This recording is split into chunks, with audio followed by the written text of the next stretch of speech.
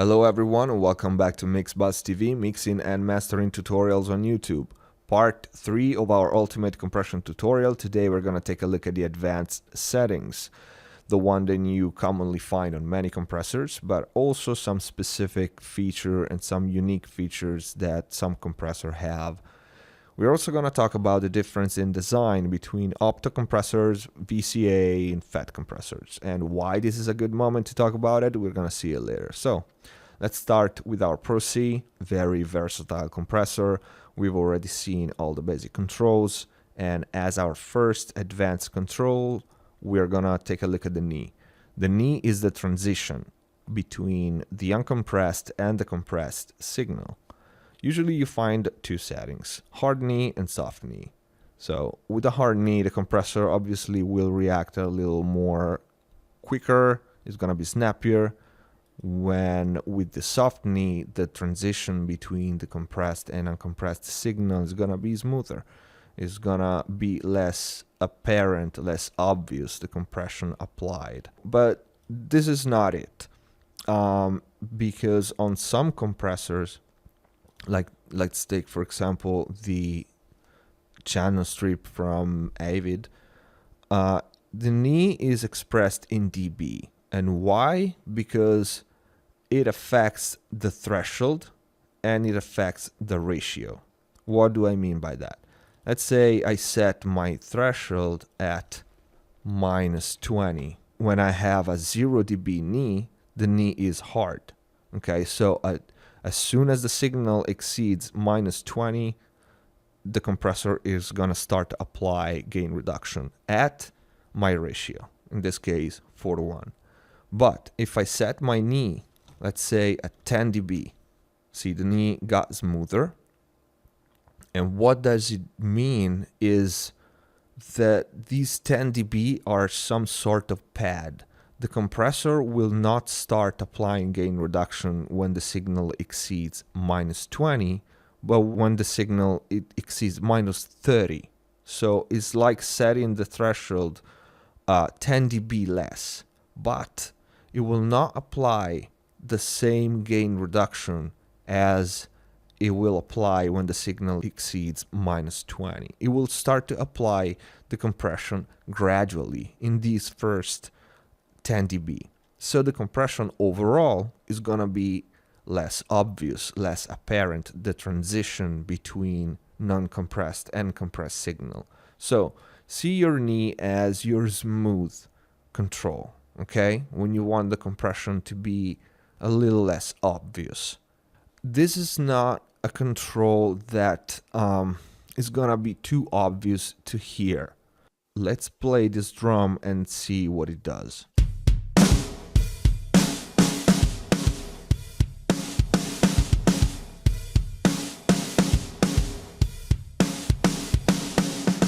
Okay.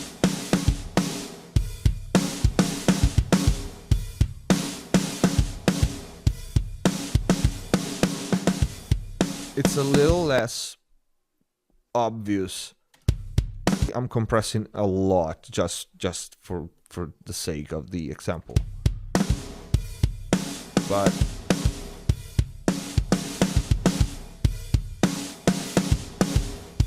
okay, like this, the compression is a little smoother and it's less snappy.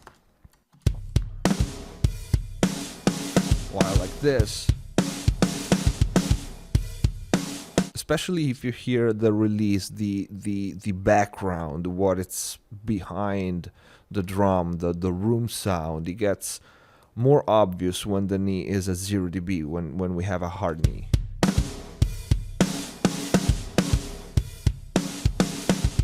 Okay, and usually, of course, you compress a little more. So this was the knee control. Now let's stay on this compressor and let's take a look at the internal sidechain. So this is very important. Probably we're gonna do another video on external sidechain and the difference, but this is an absolutely vital control that you have to understand when talking about compression. Okay, when we don't have any sidechain, any internal sidechain filter, the compressor sees the material here, the material that we feed the compressor with, as is. Okay? But when we apply an internal sidechain filtering, the compressor will not hear some part of the audio material. For example, we have here 4 different filter types, and we can hear what the compressor hears. Now, this is something I want to stress. When you filter the sidechain, the internal sidechain, called also detector, you're equalizing the signal going into the compressor, but not the output, not the overall output. You're only equalizing what the compressor hears, okay? That EQ will not affect the output of the audio, of the compressed audio. It's easier to hear than to explain. Okay, the more common sidechain internal filtering is to high pass the material. Why? Because usually we have a lot of energy in the bass frequency range, and the compressor reacts to that energy and it starts to pump, or it starts to compress too much the low end or the kick drum, or even in a whole mix, you know, the bass and the drum are usually, they have a lot of energy, and the compressor will react to that, and that will dictate how the compressor applies gain reduction, and sometimes that is overwhelming on the rest of the frequency range, and we don't want that. So let's, for example, take a look at this. Let's compress quite a lot.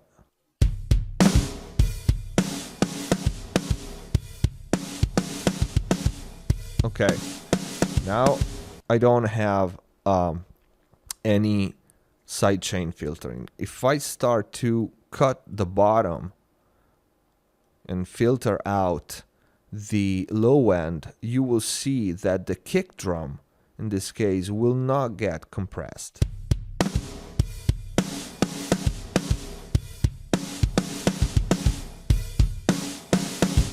Okay? As you can see in here, the kick drum is pretty much not affected at all. What do I mean is the kick drum doesn't trigger the compression, but the snare does. Look at the gain reduction meter here.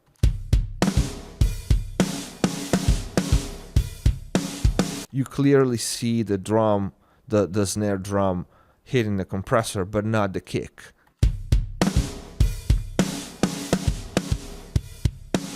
The other way around, if I low pass and take the I hand out from the detector, the snare drum and hi-hats and anything else will not trigger the compressor.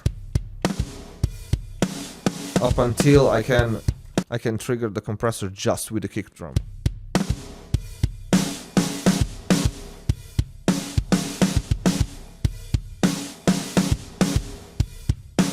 Okay? And with a bandpass, I can target what frequency I want the compressor to see, to hear, and react to.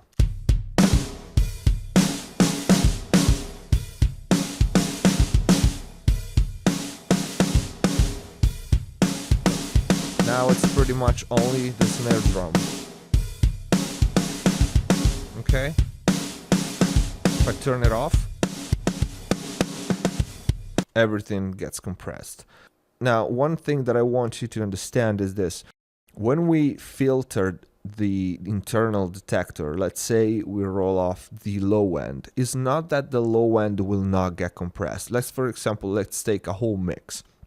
It's not that if I filter out the bottom end will not get compressed. It will get compressed. Simply, the bottom end will not trigger the compression. Okay? So let's see if we can make an example on a home mix. Now, this is not mixed. This is like just raw tracks. So just as an example. Okay, let's set our compression.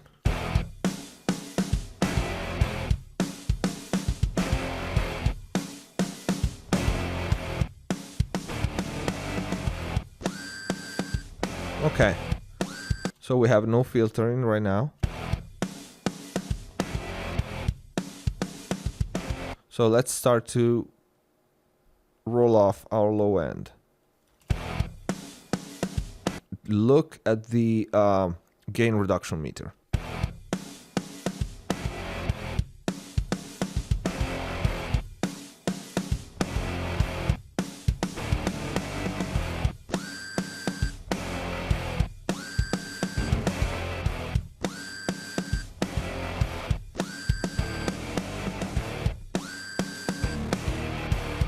Okay, so it's not when the, for example, in this case, the snare has the higher transients, so it will trigger the compressor more often than any other elements in the mix.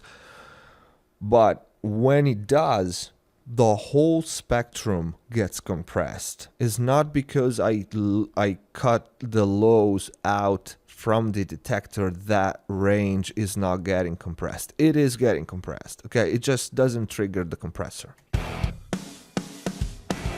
Okay, let's make it obvious. See the snare hits? If I remove the low cut, see, it's ugly. The kick drum, it's just triggering the compressor way too much.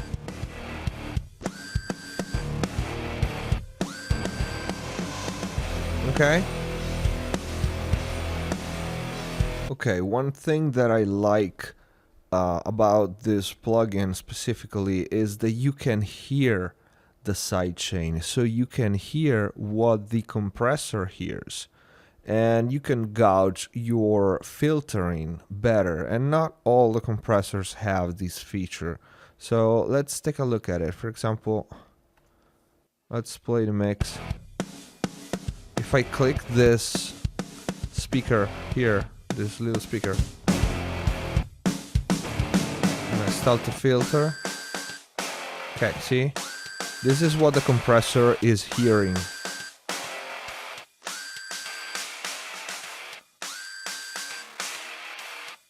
I can like have just the hi-hats almost to trigger the compression if I want. Now in this case, it's the snare takes over, but you get the concept. Let's go with the low pass, for example.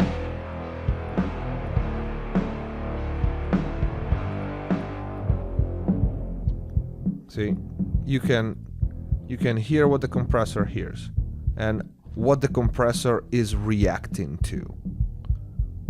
So this is a very, very nice function.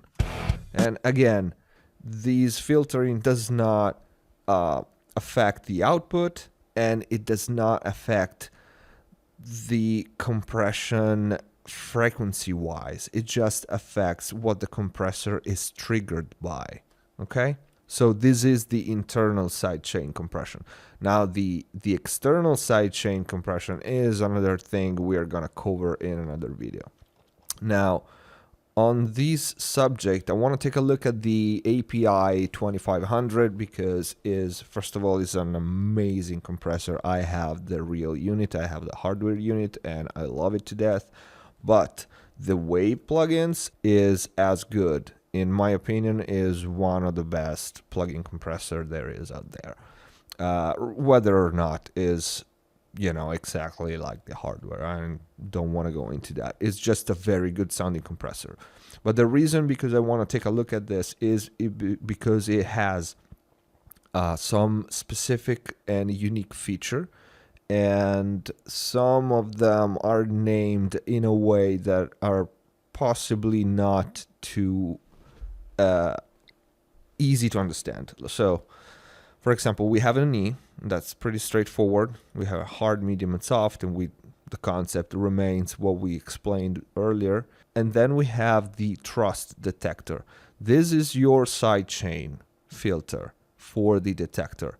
Now, In this case, you don't have, like in the channel strip from Avid, the possibility of tailoring the filter and pretty much equalize the input that the compressor sees.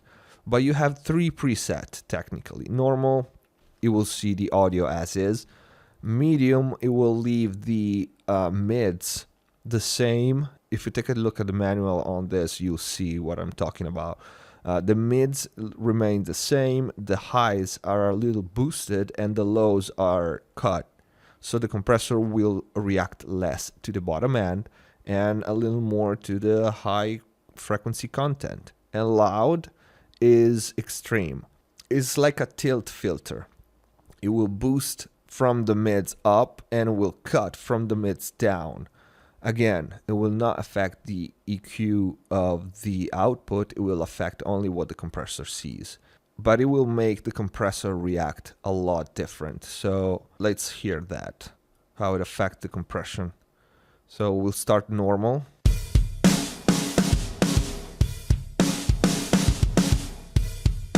And it's a little loud. Compression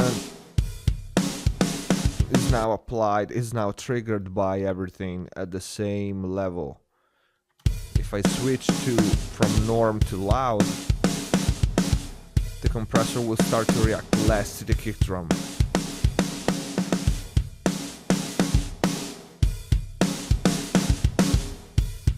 Okay, it might not be too obvious like the other one, but you know, especially on a whole mix and you really tailor details, that's gonna make a big difference. Another thing that this compressor has is this new and old type of compression.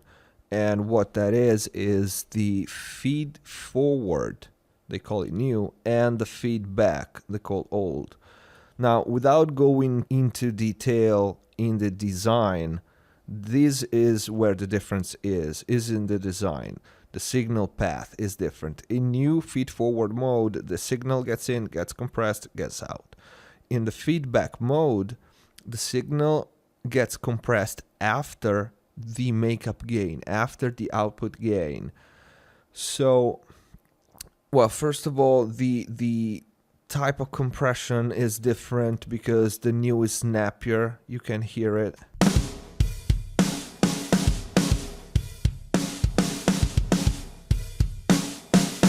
Okay. It's less obvious, it is a little more smooth. But even more important to keep in mind is when you push the output, you compress more. So let's take a look, because again, the compression happens after the output gain. So let's take a look at the gain reduction. Feedback mode. You see? As I turn the makeup gain up, obviously the volume goes up, but the compression goes up too. The gain reduction goes up too. And it doesn't happen in feed forward. See? Compression is a lot. And it doesn't change whether I turn the makeup gain up or down. Feedback, it's not compressing too much.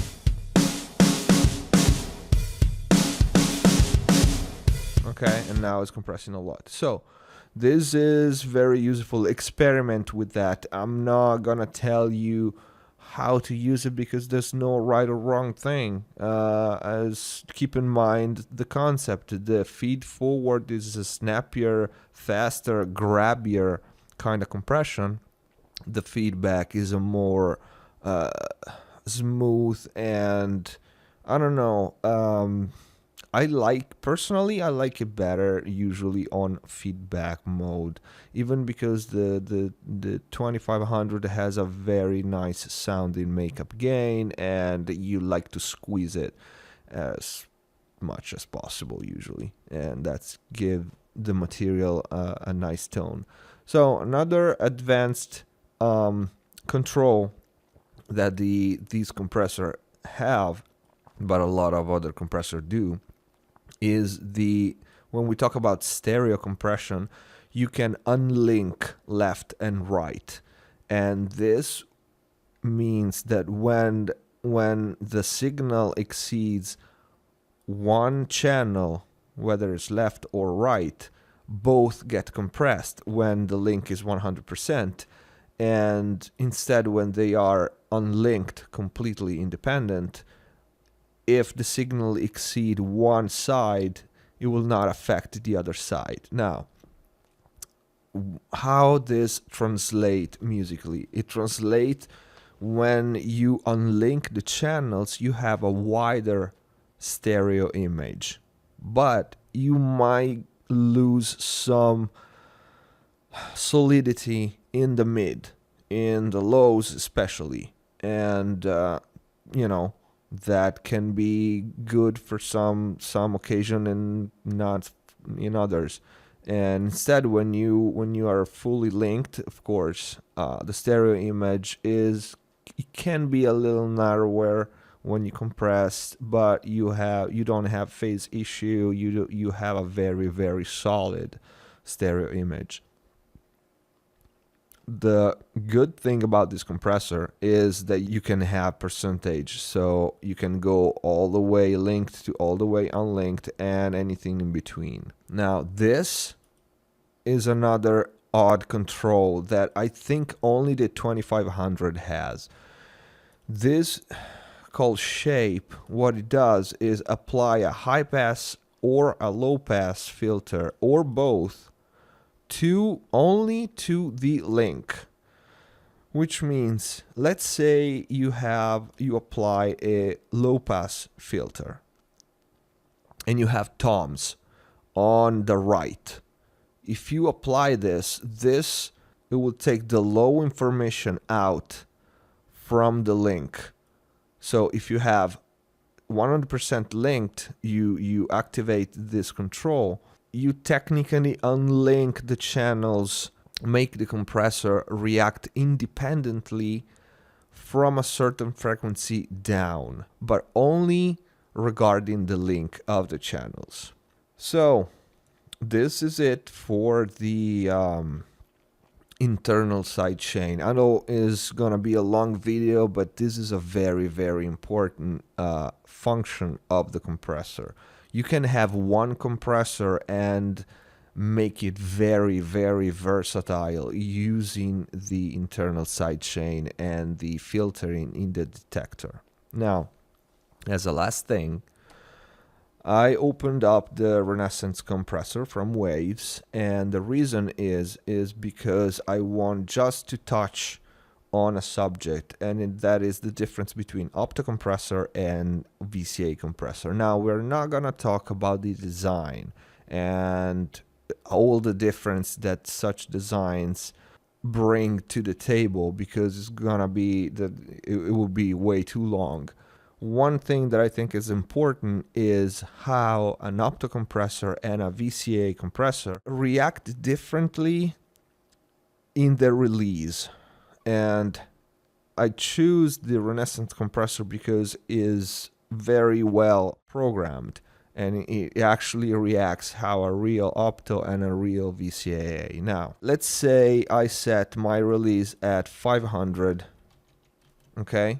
So the compressor is going to take 500 milliseconds to go back to unity gain, okay? We've seen the release control in the previous video. So what is the difference? The difference is in Opto compression, look at the gain reduction meter.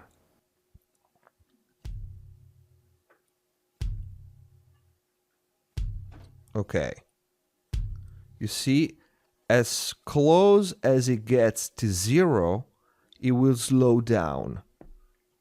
So the compressor will start going back to unity gain very fast, and then will stomp on the brake as close as it gets to 0, to unity gain. Look at the gain reduction meter. See? The last part is very slow.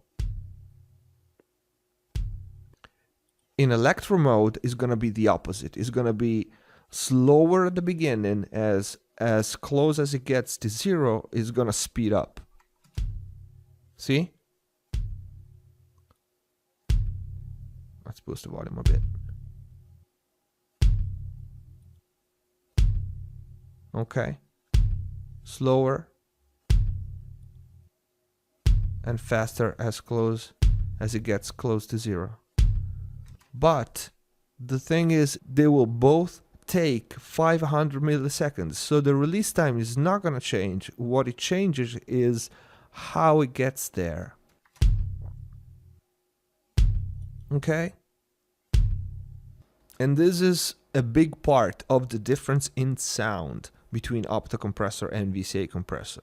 Now the Renaissance compressor also have a warm mode, which is some sort of saturation, and that's just many compressors nowadays have some sort of saturation, but you know, we're not gonna go into that. So this is a very important thing to keep in mind. Okay, how the release, despite the fact that it takes the same time to go back to 0 to unity gain, it gets there in different way. Okay, and this will change the sound. So again, there's not really a set rule on when to use one or another. It's just something to keep in mind, you know. Usually the Opto compressor is known to be a little more musical, a little more I don't know, transparent in its action, and that's one of the reasons the release action of the two topology are different. So this is it for today. Part 3 of our ultimate compression tutorial. I hope it was useful. Please like and subscribe, and see you next time.